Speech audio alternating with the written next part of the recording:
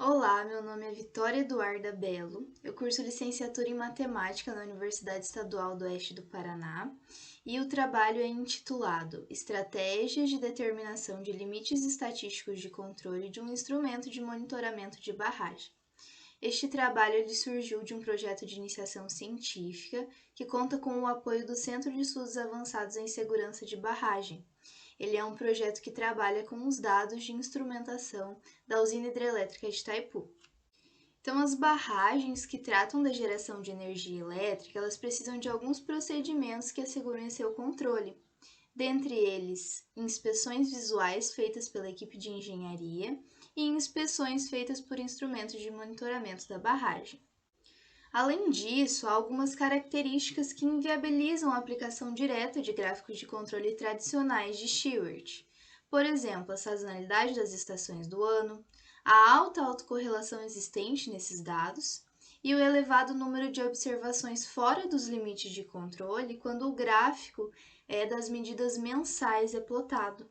Então, é necessário que se utilize de outras estratégias na determinação dos limites estatísticos de controle. Diante disso, o objetivo geral deste trabalho foi discutir diferentes estratégias para a determinação de limites estatísticos de controle da série temporal de um instrumento de monitoramento de barragem. Então, alguns objetivos específicos foram construir gráficos de controle para a série de um instrumento de monitoramento de barragem, utilizar como estratégia, de modo a evitar alarmes falsos, os modelos autorregressivos integrados de médias móveis, modelos ARIMA, para lidar com situações de autocorrelação. Recorrer ao aumento do tamanho das amostras do processo como segunda estratégia. Verificar comparativamente qual estratégia é mais eficiente na construção dos gráficos de controle da série temporal em questão. Então, em geral, nós utilizamos de duas estratégias centrais na determinação dos limites estatísticos de controle, que foram os modelos ARIMA e aumentando o tamanho das amostras. Além disso, é necessário enfatizar que, segundo Costa, quando trata-se de uma variável contínua que está sendo analisada, é necessário que se utilize de dois tipos de gráficos de controle. O gráfico x-barra, que monitora a média, a centralidade, e o gráfico R, que monitora a dispersão. E nestes dois gráficos de controle, nós variamos o tamanho da amostra para que a quantidade de alarmes falsos diminua. Então, a série completa ela apresenta muitos alarmes falsos, e isso irá reduzir a quantidade. Então, a respeito do material deste trabalho, ele consiste da série temporal de leitura de um instrumento denominado piezômetro, o PSE-28, que possui 269 dados mensais, de setembro de 97 a fevereiro de 2020. Então, neste trabalho, nós construímos 6 cenários distintos e, dentre eles, os primeiros 4 cenários utilizaram a quantidade de amostras total, 269, e utilizando o gráfico x-barra e R, nós aumentamos o tamanho da amostra.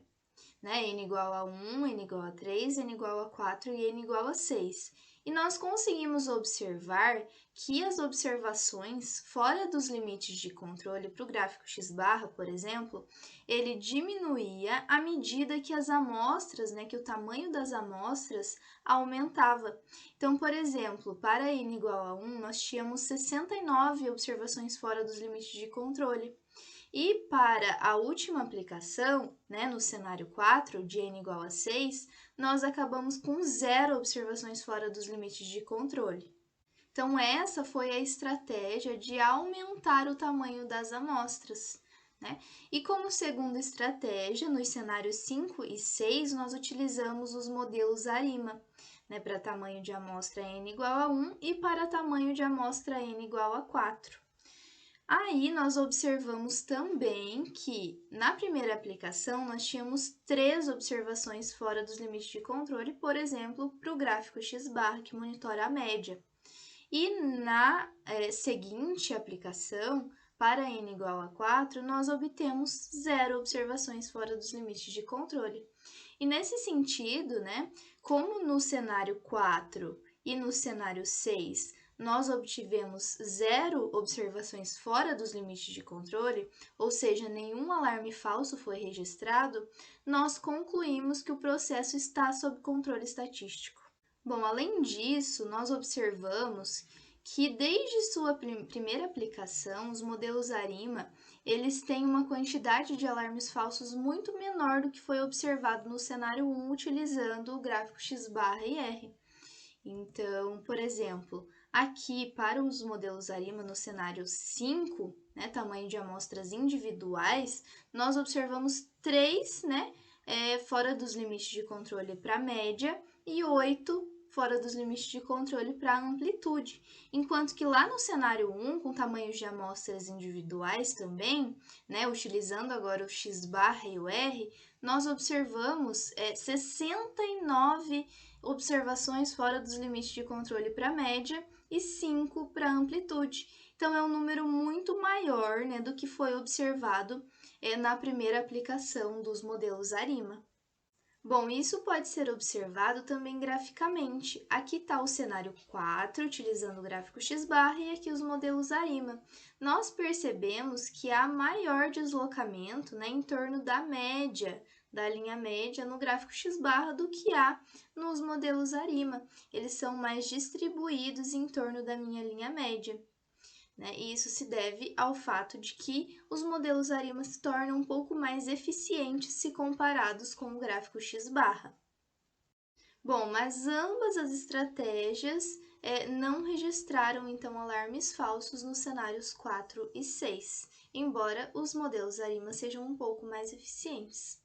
Aqui algumas referências bibliográficas, agradecimentos ao CEASB pela Bolsa de Iniciação Científica e Seção dos Dados, e muito obrigada a todos pela atenção e até a próxima!